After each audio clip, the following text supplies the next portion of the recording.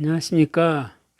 오늘 시간에는 국어 가해 11번째 11번째요. 예. 시간에는 그 수능 관련 기출문제, 그걸 이제 스타일을 소개해 드리고요. 2019년에 그 사회, 그 국어 독서, 우리 국어 독서 중에서 그 사회 부문 그 출제 한번 소개해 드리고요. 그 다음에 그와 좀 아주 유사하게 그 문제를 좀 만들어서 소개해 올릴까 합니다. 어떤 면에서 보면 그 이렇게 뭐라 그럴까? 질적인 수준이라 그럴까? 예, 일부 난이도도 있고요. 그래서 이 매우 재판단인데 굉장히 좀 나름대로 좀 정성을 기울여서 굉장히 그 좋은 문제를 좀 만들어 봤거든요. 예. 그래서 먼저 그 실제 그 수능 관련돼서 기출 2019년 그 모의평가의 준말 같아요. 예. 그 사회 부문 그 문제를 한번 소개해 드리겠습니다. 시간 관계상 다 낭독은 안 하고요.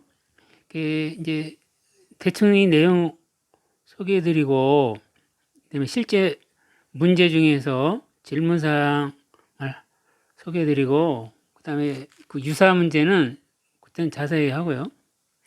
자, 우선 그 수능 관련돼서 그 2019년에 이렇게 나왔어요. 어떤 문제냐면 시작 부분이 이렇게 돼요. 대한민국 정부가 해외에서 발행한 채권의 CDS 프리미엄은 우리가 매체에서 자주 접하는 경제 지표의 하나이다. 이 지표를 이해하기 위해서는 채권의 신용 위험과 신용 파산 스와프의 개념을 살펴볼 필요가 있다. 채권은 정부나 기업이 자금을 조달하기 위해 발행하며 그 가격은 채권이 매매되는 채권 시장에서 결정된다. 그래서 이제 낭독은 생략하고요. 그래서 채권에 대해서 설명을 쭉 하고요. 그 다음에 그 왼쪽 아래 보면 그 우리나라의 신용평가제도, 어디냐면 요즘에요.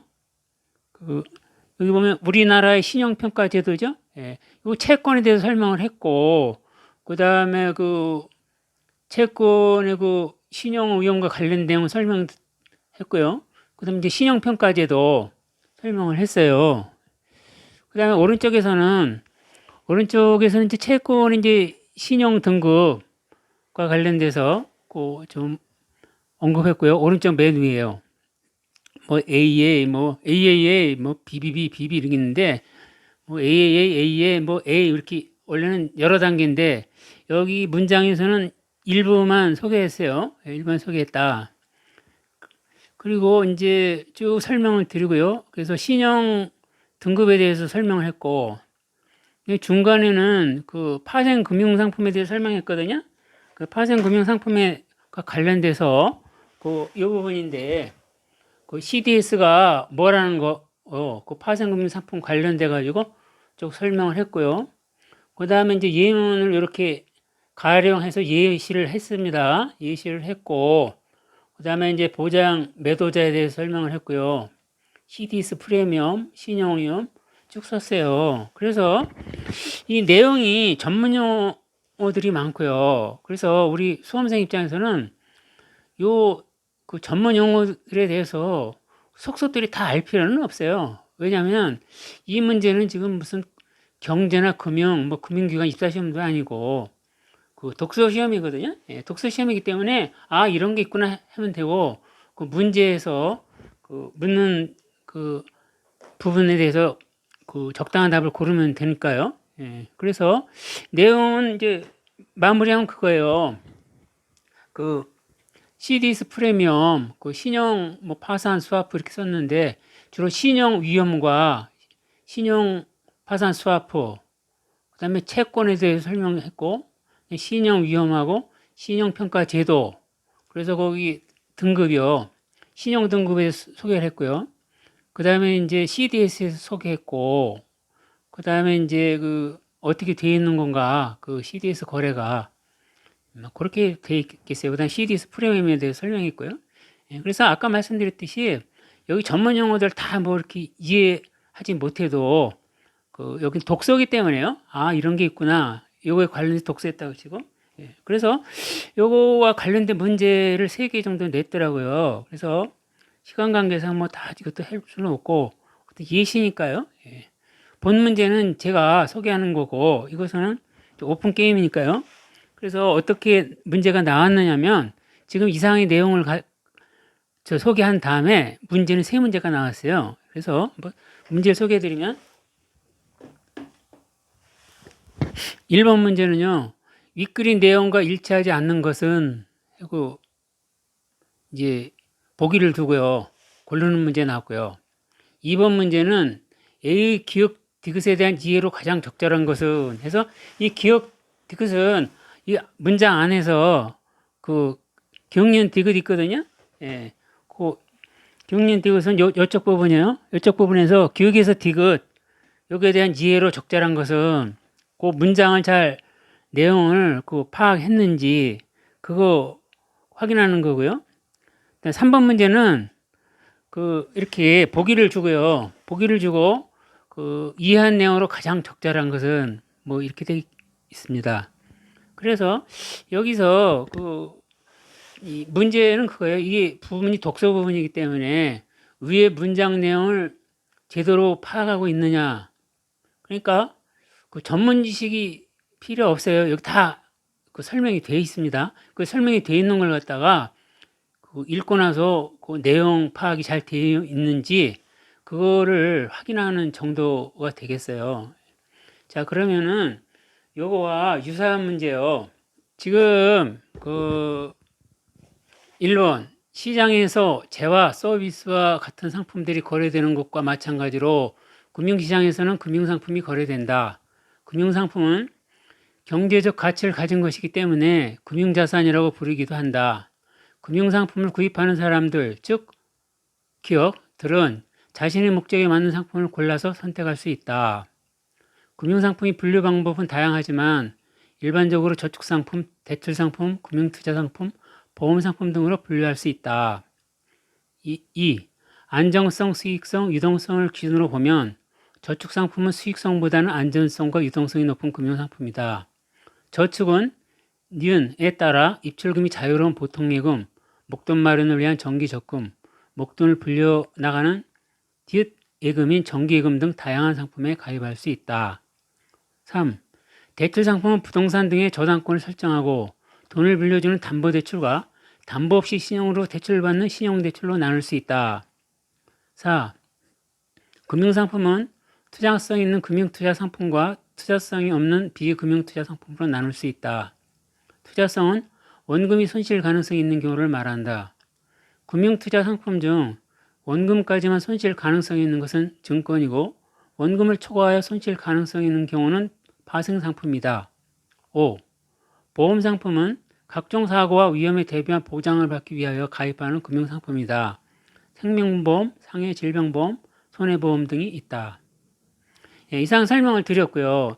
이거는 여러분들이 다 깊은 전문 지식이 없어도 관계없고요. 이건 독서니까요. 예. 자, 그러면 지금 이 질문을 주고요. 문제를 6문제를 제가 냈습니다. 예, 냈는데 자, 1번 문제. 1번 양가로 일부분이 소제목으로 가장 적절한 것은 이렇게 났어요. 예? 그래서 이 문제 보면 가장 적절한 것은 이러겠죠. 예. 이렇게 다른 것도 이렇게 비슷하지만은 가장 적절한 거예요. 예. 그래서 1번 금융상품이 종류, 2. 금융상품이 속성, 3. 금융상품이 이점, 4. 금융자산의 종류, 5. 금융자산의 속성. 예. 여기서 정답은 2번입니다. 예. 여기서는 이제 1번 양가로 1번 요 부분은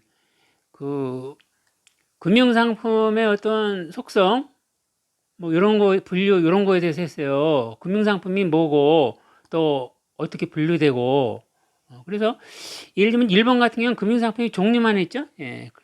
2번은 좀 폭넓게 했고요. 3번은 금융산업이 이점인데 이거는 좀 그렇고 관계없고요. 4번은 금융자산의 종류 이거는 관계없죠. 예, 금융자산 저기 금융상품에 대해서 언급한 거기 때문에 금융자산이라 부르기도 한다 그러지만 여기서 핵심 단어는 금융상품이에요. 5번 금융자산의 속성 여기도 마찬가지로 금융자산을 이렇게 부를 수 있지만 핵심은 단어는 금융상품이다. 즉 금융자산은 더 넓은 개념이에요. 그러니까 뭐 금융상품은 금융자산 중에 한 부분으로 볼 수도 있기 때문에 뭐 금융자산으로 부르기도 하지만 어쨌든 핵심 단어는 금융상품이다. 특히 이번에 금융상품의 속성 여기 어울립니다. 2번 문제 기억에 가장 적절한 것은 이렇게 돼 있어요. 자, 기억은 뭐죠? 금융상품을 구입하는 사람들, 즉 무엇들은 자신의 목적에 맞는 상품을 골라서 선택할 수 있다. 여기서 정답은 볼까요? 한번 보기를 금융소비자, 자산소비자, 서비스 소비자, 금융투자자, 일반 국민인데 여기서 정답은 1번입니다. 예, 금융상품을 구입하는 사람들, 금융소비자 이게 가장 적절한 단어입니다. 3번 니은의 가장 적절한 단어는 이렇게 나왔어요. 니은은 뭐죠? 예, 저축은 무엇에 따라 입출금이 자유로운 뭐 이렇게 나왔죠? 예, 그래서 요거는 그 3번 문제 요거는 그 목적이에요, 목적. 예. 저축은 그 목적에 따라 그 입출금이 자유로운 보통예금, 목돈 마련을 위한 정기적금, 그 목돈을 불려나가는 무슨 예금인 정기적 예금 등 다양한 상품에 가입할 수 있다. 이렇게 되겠어요. 자, 4번은 좀 이따 하고요. 5번을 먼저 하자고요. 5번. 디귿의 가장 적절한 것은 디귿은 여기서 뭐 1번 할부식, 부금식, 적금식, 투자식, 거치식 이렇게 나왔네요. 디귿의 가장 적절한 것은 5번 거치식입니다. 예, 거치식 예금인 정기예금 등. 거치는 어디 이렇게 놨다는 거예요. 올려놔서 이렇게 고정되듯이 딱 해놓는 거죠. 뭐 할부는 나눠서 내고, 부금은 나눠서 내고 그러죠. 할부도 나눠서 하는 거고. 그래서 적절치 않고 뭐 적금식도 비슷하고 투자식은 여기 뭐 전혀 관련이 없고요. 그래서 여기서는 거치식 5번이 답이다. 그 다음에 그 4번은 조금 이따 하자고요. 예. 6번 유동성과 가장 가까운 단어는 그 유동성과 가까운 단어요. 뭐 거기 뭐 환금성, 수익률, 교환성, 편리성, 투자성 여러 가지가 있는데 유동성은 환금성이에요. 언제 즉 현금화 시킬 수 있는 가능성, 즉시 현금화가 가능한가? 예를 들면 뭐 건물들 중에서 뭐가 유동성이 좋죠? 아파트겠죠, 그죠? 예. 그래서 여기서는 가장 가까운 단어는 1번 황금성이고요. 예. 4번은 좀 남겨놨어요. 4번은 오늘 문제 중에서 4번이 조금 시간이 걸릴 것 같고 좀 생각을 조금 해야 될 것 같아요. 물론 얘 안에 잘 생각해 보면 답은 나올 수 있어요. 이 지문 안에 들어있기 때문에. 그래서 이 4번 문제 위 내용과 일치하는 것 중 가장 적절한 것은 이렇게 나왔어요. 1번 저축상품은 유동성보다 수익률이 중요하다. 아니죠? 예. 저축상품은 유동성이 더 중요해요. 수익률은 좀 얼마큼 수익을 많이 올릴 수 있는가. 그 수익을 많이 올리고 그러려면 저축상품보다는 그 금융투자상품을 해야 돼요. 예. 예를 들면 뭐 증권이라든가 이런 거 있죠. 그래서 1번은 아니고요. 그 다음에 원금 손실 여부와 가장 관계 있는 것은 금융투자 상품이다. 맞죠? 예. 원금이 손실이 있느냐 없느냐에 따라서 금융투자 상품 여부가 결정이 돼요. 또 원금 뭐 초과 손실 여부에 대해서는 그때는 이제 증권이냐 뭐 파생 상품이냐 뭐 이런 것도 있지만 여기서는 뭐 거기까지는 언급하지 않고요. 여기서 원금 손실 여부와 가장 관계 있는 것은 금융투자 상품이다. 이건 맞는 거고요. 3번 저당권 설정과 가장 관계 있는 것은 생명보험이다. 아니죠? 예, 생명보험은 그 사고나 위험에 대한 보장이에요. 그러니까 저당권 설정과 가장 관계 있는 것은 사실은 이제 대출 상품이 가장 관계가 깊다고 볼 수 있는데 생명보험은 아니다. 생명보험은 뭐 그 사고 위험에 대한 보장 상품이고요. 4번 원금까지만 손실 가능한 것은 파생 상품이다. 이건 틀린 거예요. 예, 파생 상품은 원금을 초과하여 손실 가능성이 있는 거예요. 그 원금까지만 손실 가는 것은 증권이고요. 예.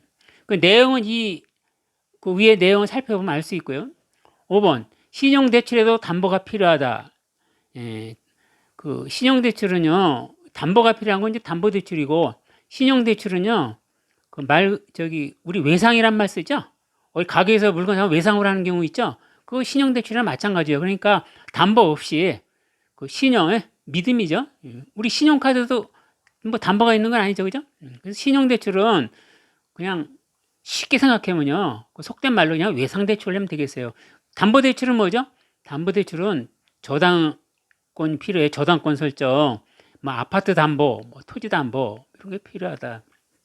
이상 그 국어 독서 문제에서 저기 사회 부분 이쪽이 관련돼서 그 수능 관련 기출 문제와 거의 비슷하게 한번 문제를 만들어서 소개해 올렸습니다.